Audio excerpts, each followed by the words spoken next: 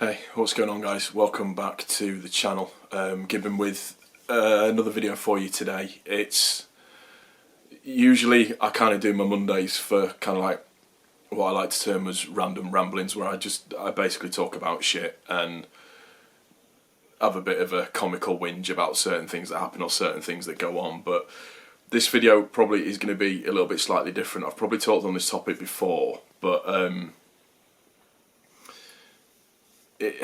it's kind of hit home a little bit more over the past couple of days now. I took a phone call from a friend of mine on Friday morning just gone, and he happened to just say to me, look, I'm sorry to be the bearer of really, really bad news, but have you seen the news today? To which I said, no, not seen anything. Why? What's happened? And he told me that a childhood friend of mine had died, a chap by the name of Michael Hall, and he had died during a ultra endurance cycle race in Australia. I think it's called the IPWC or the IPCW. I'm not 100% certain because I'm not completely up on it now. He was 35 years old. He was in the last day. I think he was in second place as well, and he unfortunately got knocked over by a car and died at the scene. Now, the thing that's quite sort of scary about this, obviously, you know, with the tragedy and everything, but I'll get into that in a little bit more detail, is that the day before he'd actually tweeted about how close cars were driving to him. So they were leaving like not even a foot in terms of distance, and they were going like 120, 140 kilometres an hour past him. And literally wing mirrors were coming underneath his knee. Now, Michael himself he is considered a legend in cycling in terms of the ultra endurance side of things. He unofficially held the record for circumnavigating the globe on a bicycle, 92 days. He has won various tournaments within ultra endurance, and ultra endurance cycling is basically where you basically cycle for a long period of time unassisted. So it's not like Tour de France and things like that where you have people that are kind of supporting you throughout that. You have to be completely self-sufficient, so you have to camp for yourself, you have to feed yourself, you have to do pretty much everything for yourself throughout the entire race. And he was very successful at that, very, very successful at that. He'd set up his own race that went across Europe, which I think he'd won a couple of times. He'd also supported a charity in Vietnam to do with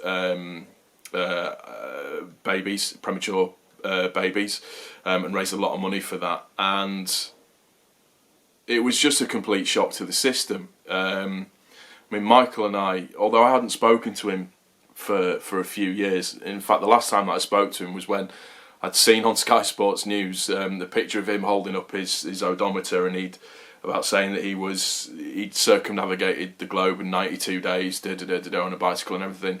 And I found his Twitter handle. I reached out to him and said, "Mate, that's a phenomenal achievement. That is literally unbelievable. I cannot believe that you've actually managed to do that. That's phenomenal." Mike and I go way back. To the point where we lived on the same street twice when we were kids. When we were first born, we went to preschool together, we went to primary school together, we went to junior school together, we went to high school together, and we went to sixth form together. So pretty much from the age of about, what I would say 4, up until, roughly speaking, around about 18 years old, we were always together. We were always doing stuff. We used to play football together.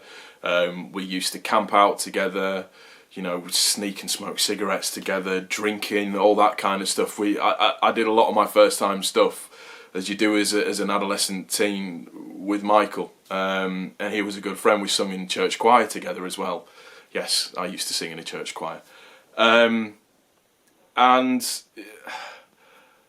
I didn't expect it to hit me as hard as what it did. And if I'm 100% honest, it's really, really bummed me out, like massively bummed me out. I mean, I can't even begin to imagine what his mum is going through, what his brother's going through, what his dad's going through. There's been a crowdfunding page that's been set up for him as well, and this just shows the measure of the man. Within 24 hours of that page being set up, it had raised over £50,000, and that's to help with, obviously, with the repatriation of the body and all that kind of stuff, and getting everything back, and just any other associated costs just to help his mum out, obviously. And I'll put a link to that actually in the bottom of this video, so if anybody feels like doing it, I'm not saying that you have to, but if you feel like doing it, then please, you know, sort of feel free. But it was, the achievements of that man was phenomenal in terms of what he's been doing. I've been sort of delving into kind of his backstory a little bit more as the weekend's kind of gone on, and like I said, it knocked me for six a little bit, the fact that he's not here anymore. 35 years old, I mean, that's no age to die. But there is the other side of the coin, that it was, at least he was doing something that he loved to do, that he believed in passionately, that he got fulfillment and enjoyment out of, and it allowed him to reach to a wider audience. And you only needed to look on Twitter, typing in his name, sort of over the last 48 hours or so, to see how much, pretty much from all over the world, the response to his passing. And they often say that the measure of a person is by the number of people that remember them within death. And if what I've seen is anything to go by, he had a huge impact on people's lives. And like I said, I didn't expect it to bum me out like it did. Obviously you're upset and you're sad, but I feel like it's kind of really hit me hard, and I don't expect sympathy from anybody at all. But obviously I've got my other personal stuff that I'm going through as well, so I'm probably maybe a little bit more susceptible to these types of things in terms of when something like this happens. And it really got me thinking this weekend about certain stuff. And I don't like sitting here and kind of pontificating and laying a sermon down on everybody and telling everybody what to do, but you have got to go out and enjoy life. All of this isn't a rehearsal. You can have all the nice things in life that you ever want and everything and stuff like that, but do what makes you happy. Do what fulfills you. Do what brings you joy. Like I said, this isn't a game. This isn't a little rehearsal where we get a second chance at this. Go and do what you enjoy doing. If you have a passion for something, be it art, be it writing, be it, I don't know, being a comedian, driving, sports cars, cycling, whatever that passion is, seek it and do it, because I'm a firm believer of the implication that everybody has a gift and that everybody is born with a gift. It just may take you some time to find out what that is. And if you're just getting by in life, just kind of living each day as it kind of comes, and just getting from day to day and paycheck to paycheck, that's not living. That's existing. There's a difference between the two. You've got to go out and you've got to live. You've got to do what makes you happy. Because at the end of the day, we're only here for a short time, and it's what you do with that time that counts. Make the most out of it. Just be stupid, be insightful, be different. Don't follow the crowd.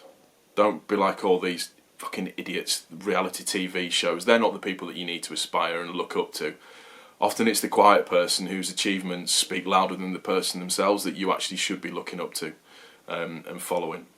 But yeah, like I said, I kind of wanted to speak about it because just wanted to express kind of how I'm feeling about it and just kind of get it out there a little bit, really. But yeah, life's short. Do something that you enjoy. Don't just exist. Live. That's all I can tell you to do. That's the only bit of advice that I can give you. That's going to do it for this one, guys. We'll see you on the next one. Peace.